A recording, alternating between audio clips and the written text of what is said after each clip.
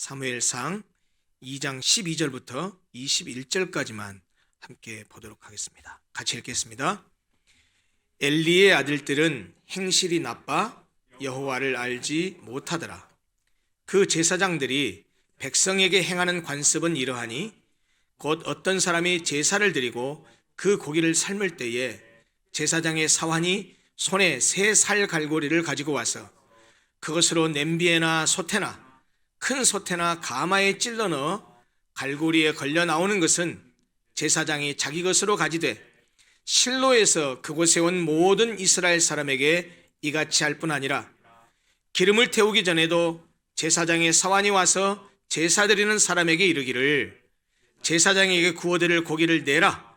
그가 내게 삶은 고기를 원하지 아니하고 날 것을 원하신다 하다가 그 사람이 이르기를 반드시 먼저 기름을 태운 후에 내 마음에 원하는 대로 가지라 하면 그가 말하기를 아니라 지금 내게 내라.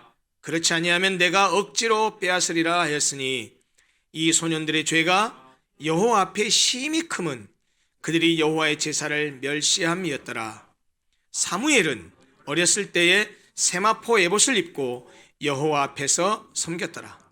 그의 어머니가 매년 드리는 제사를 드리러 그의 남편과 함께 올라갈 때마다 작은 겉옷을 지어다가 그에게 주었더니 엘리가 엘가나와 그의 아내에게 축복하여 이르되 여호와께서 이 여인으로 말미암아 내게 다른 후사를 주사 이가 여호와께 간구하여 얻어 바친 아들을 대신하게 하시기를 원하노라 하였더니 그들이 자기 집으로 돌아가매 여호와께서 한나를 돌보시사 그로 하여금 임신하여 세 아들과 두 딸을 낳게 하셨고 아이 사무엘은 여호와 앞에서 자라니라. 아멘.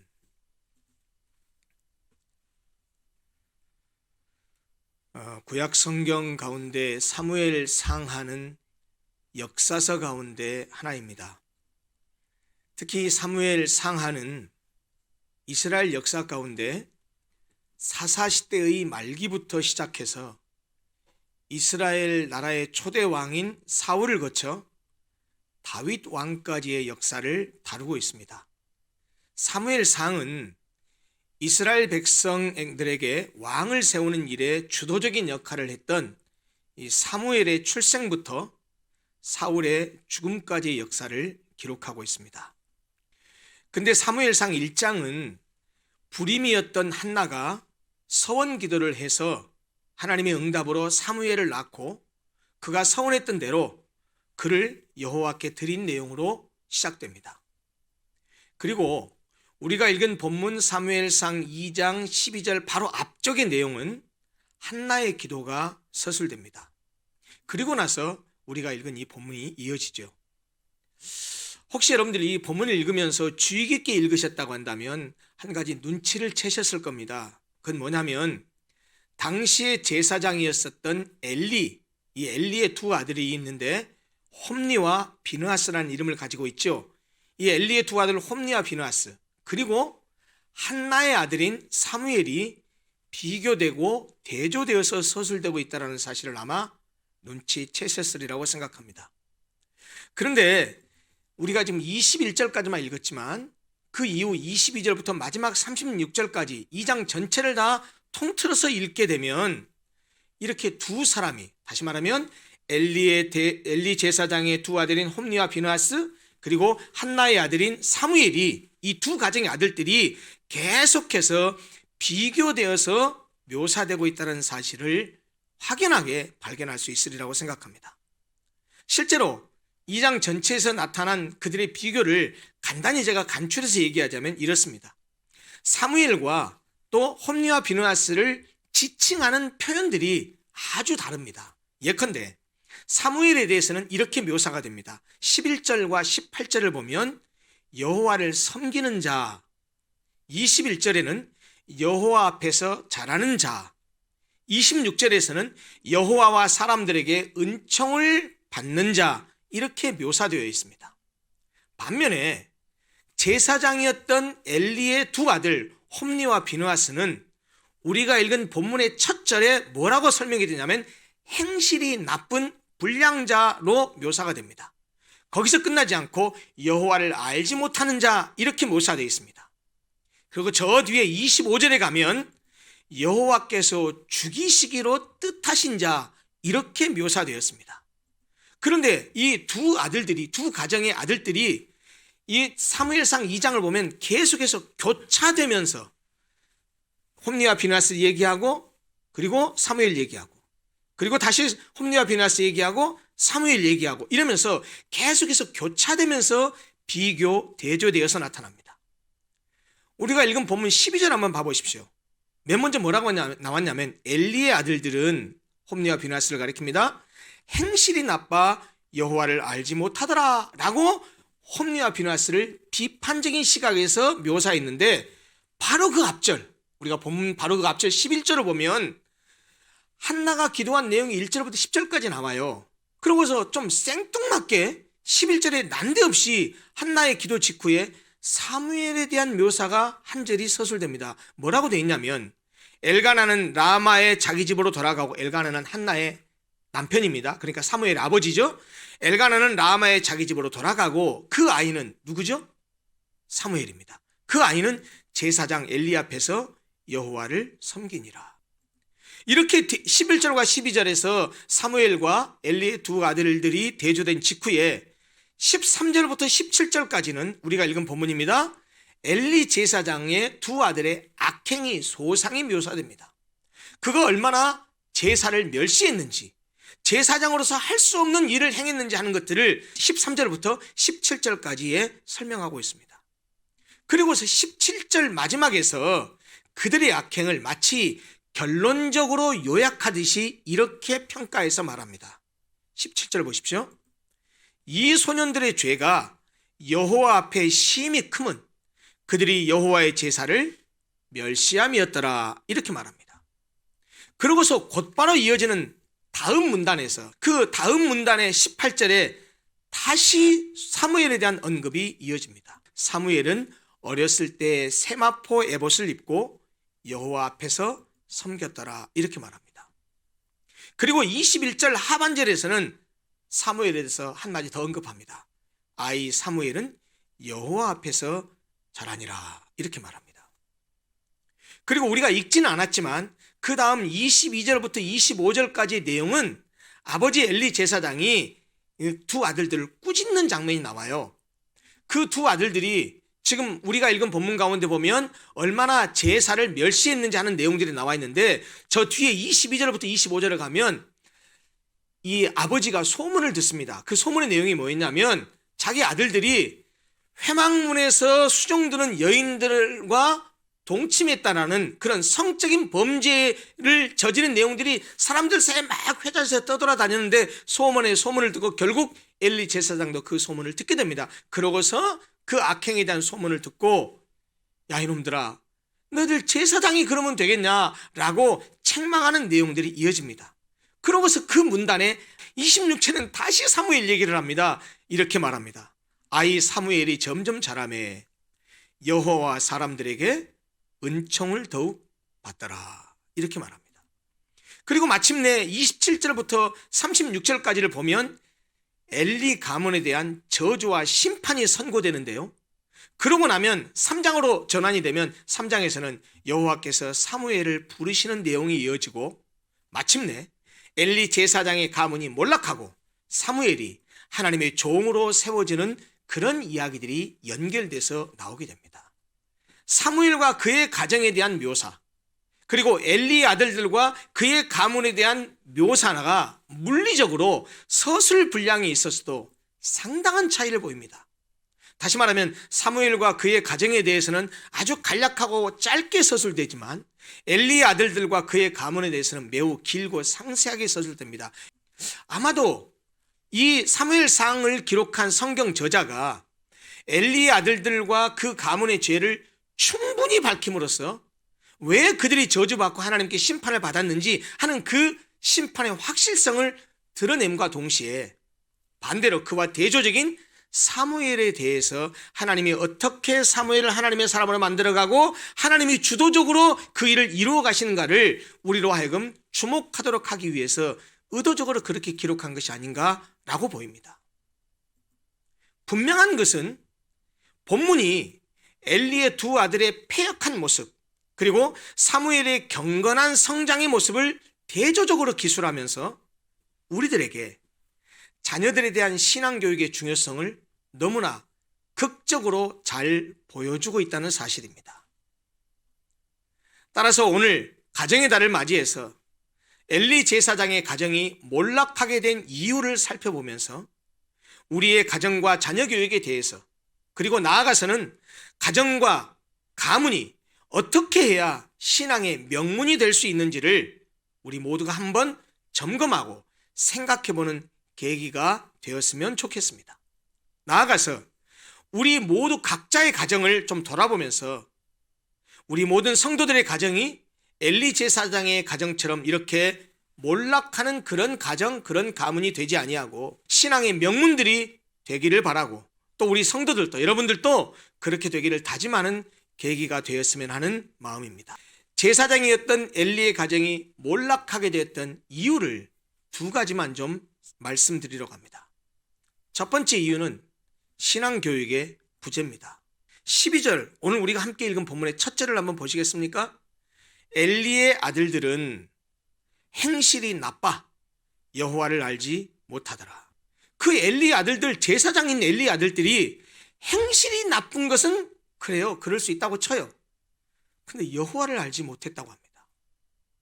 여러분, 이게 말이 되는 이야기입니까? 말이 안 되는 얘기예요. 어떻게 제사장의 아들이, 아니 본인들이 제사장인데 어떻게 여호와를 알지 못할 수 있었을까요? 여호와를 알지 못하고 어떻게 제사를 집례했을까요? 이것이 비유가 적절할지 모르겠습니다만은 여러분 한번 상상을 해보세요. 오늘날로 상상해 보세요. 저 목사거든요. 여러분, 제사장이 여호와를 알지 못했다는 말은 오늘날로 말하면 목사가 하나님을 알지 못했다, 목사가 하나님을 안 믿는다, 목사가 하나님을 알지 못하고 설교한다라는 말하고 똑같은 얘기예요. 있을 수 있습니까? 있을 수도 없고 있어서도 안 되는 일이죠. 그런데 오늘 성경 본문은 뭐라고 말하냐면 그들 엘리의 아들들이 여호와를 알지 못했다고 말하고 있잖아요.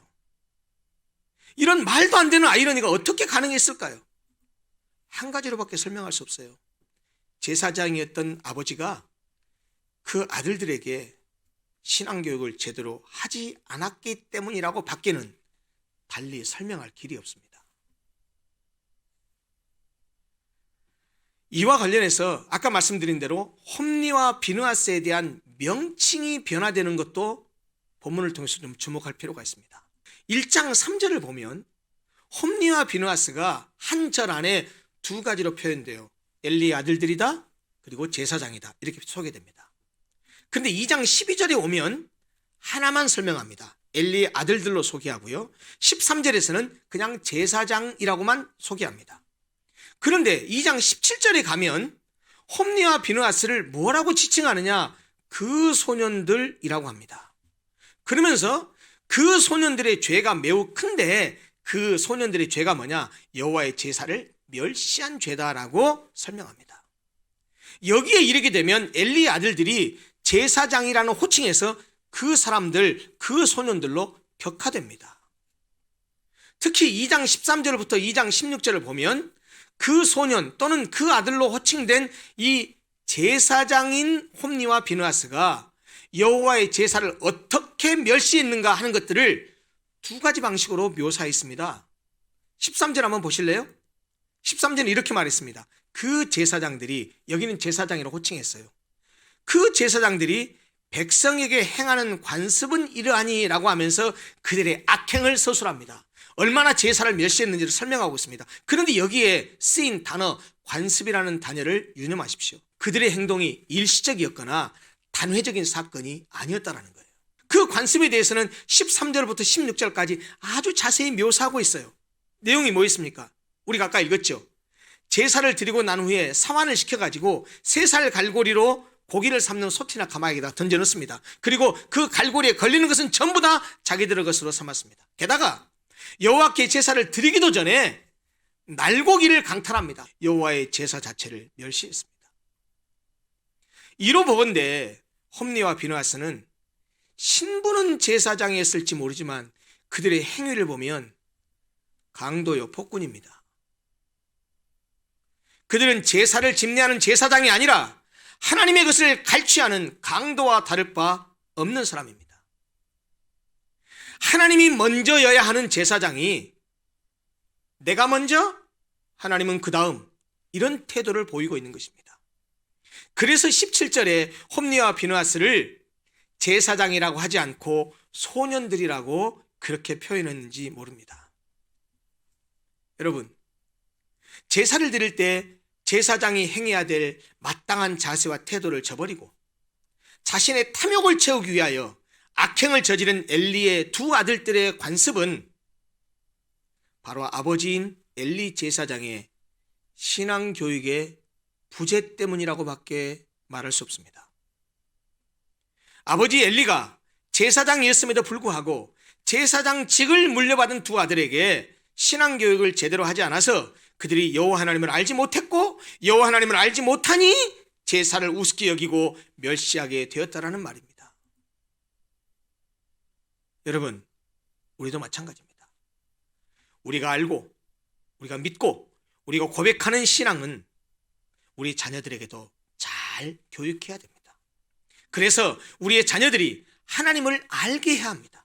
그래야 우리 자녀들이 신앙의 가치를 알게 되고 예배를 소중히 여기게 되고 바른 신앙생활을 할 수 있습니다.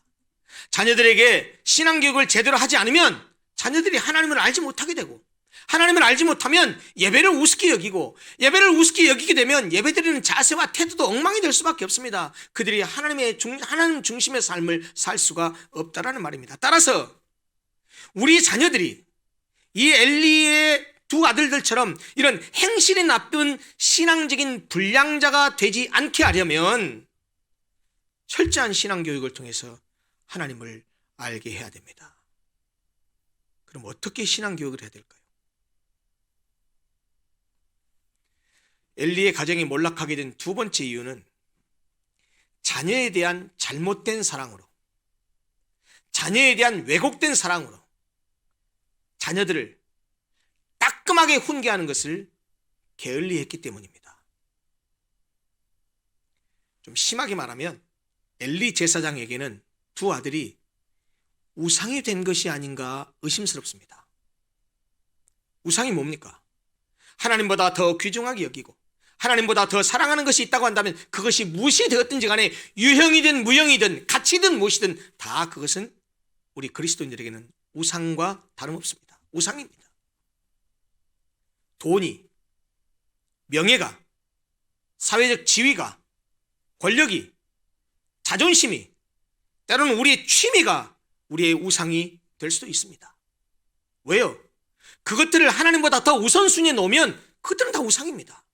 그런데 자녀들이 우리의 우상이 될 가능성이 높은 사회가 되어버렸습니다. 그러나 여러분, 우리의 자녀도 우리가 아무리 사랑한다 하더라도 우리 자녀가 우리의 우상이 되어서는 안 됩니다. 그런데 사무엘상 2장 29절, 우리가 읽은 본문 그 뒤쪽입니다. 29절을 보면 하나님의 사람이 엘리에게 와서 그의 집에 저주를 선포하면서 하는 말씀들입니다. 근데 그때 하는 말씀 가운데 엘리 제사장이 그의 아들들을 더 중히 여겨서 자녀들이 그에게 우상이 되었다라는 사실을 암시해 주는 말씀을 합니다. 29절 보십시오. 제가 읽겠습니다. 너희는 어찌하여 내가 내 처소에서 명령한 내 재물과 예물을 밟으며 내 아들들을 나보다 더 중히 여겨 내 백성 이스라엘이 드리는 가장 좋은 것으로 너희들을 살지게 하느냐, 이렇게 책망합니다.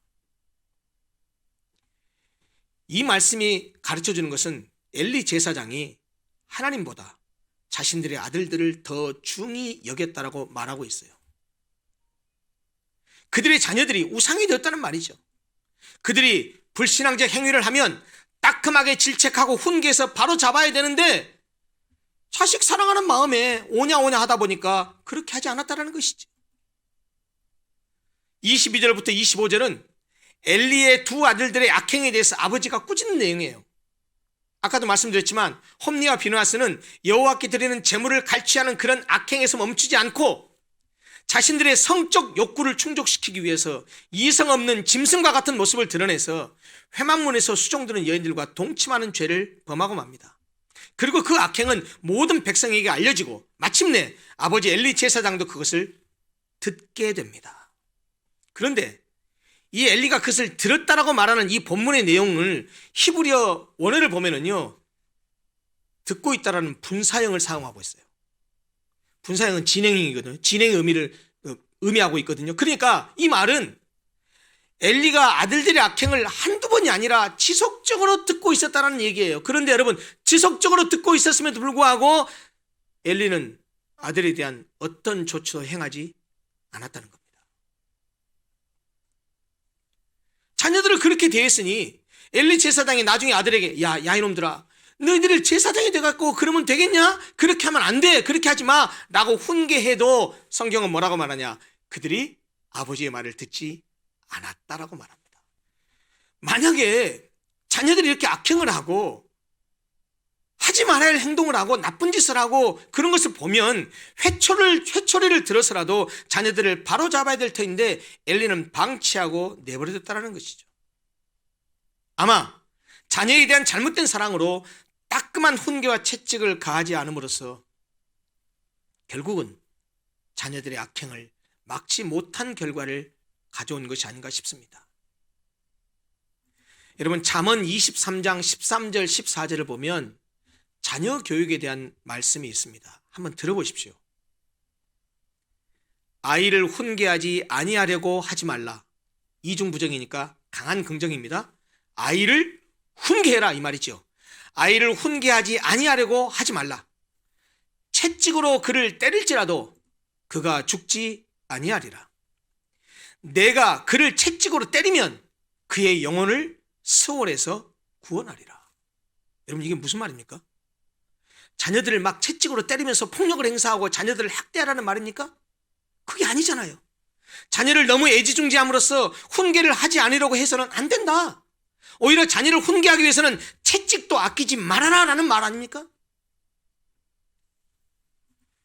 사실 이 본문 2장을 마무리하고 나서 3장으로 가면 아까 말씀드린 대로 하나님께서 사무엘을 부르시는 장면이 전개돼요. 그런데 너무 어릴 때 젖을 떼고 나서 한나가 엘리 제사장의 위탁에서 교육을 받았잖아요.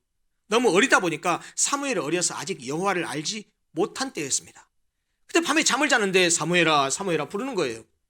그러니까 이 사무엘은 엘리 제사장이 자기를 부른 줄 알고 아이고 부르셨습니까? 라고 하니까 아니 나 너 안 불렀는데 가서 자거라. 두 번을 또 부르는 거예요. 그 또 엘리 제사장이 또 갔어요. 세 번째 또 불러서도 또 사무엘아 사무엘아 하니까 사무엘이 엘리 제사장을 찾아가니까 엘리 제사장이 그때 눈치를 챕니다. 아, 여호와께서 이 아이를 부르시는구나 라고 깨닫고 이제 사무엘에게 가르쳐줍니다. 야 사무엘아 가서 다시 자라. 그런데 또 자는 도중에 또 너를 부르거든 이렇게 말해라. 여호와여 말씀하옵소서 주의 종이 듣겠나이다 이렇게 말해라 라고 가르쳐줍니다. 아니나 달라요. 다시 잠자리에 들어서 자는데 또 사무엘아 사무엘아 부르십니다.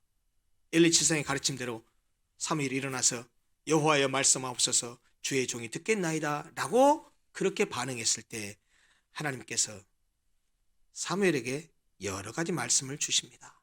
그 말씀을 주시는 가운데 3장 12절과 13절을 보면 이런 말씀이 있습니다.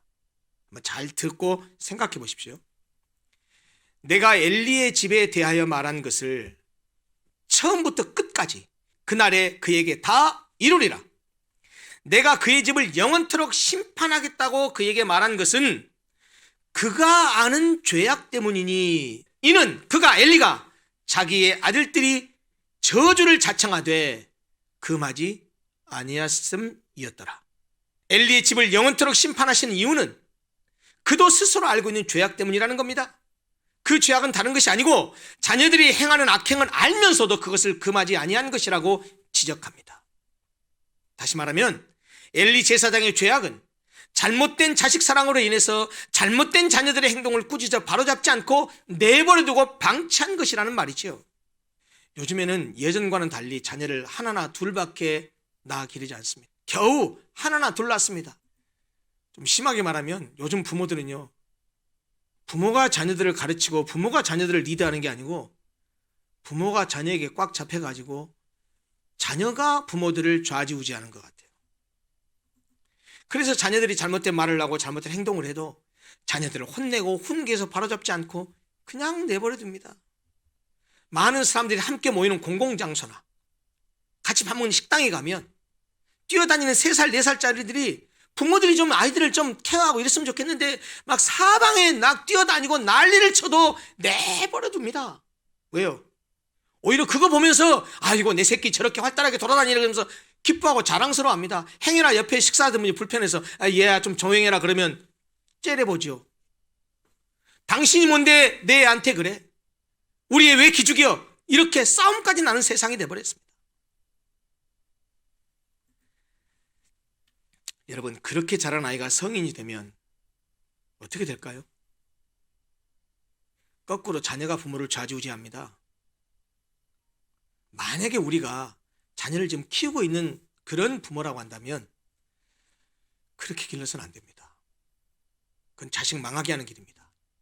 자신을 방치하는 것이 죄가 된다는 사실을 성경은 분명히 말하고 있습니다. 저는 오늘 이 본문을 통해서 이 2가지 사실을 꼭 말씀드리고 싶었습니다. 첫째, 자녀들의 시대한 신앙교육을 정말 잘해야 됩니다. 둘째, 내 새끼가, 내 자녀가 정말 귀하고 사랑스럽지만 자녀들이 잘못 가거나 잘못된 길을 가거나 잘못된 언행을 했을 때는 절대로 방치하면 안 됩니다. 따끔하게 혼을 내야 되고 따끔하게 훈계해야 되고 필요하면 회초리도 드려야 됩니다. 그런데 문제는 이제는 얘들이 다 커버렸어요.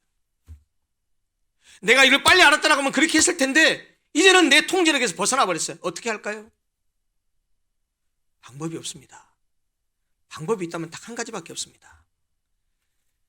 그 자녀를 위해서 기도하는 겁니다. 하나님이 찾아가면 해결됩니다. 하나님이 그 자녀의 마음을 만져주시면 해결됩니다.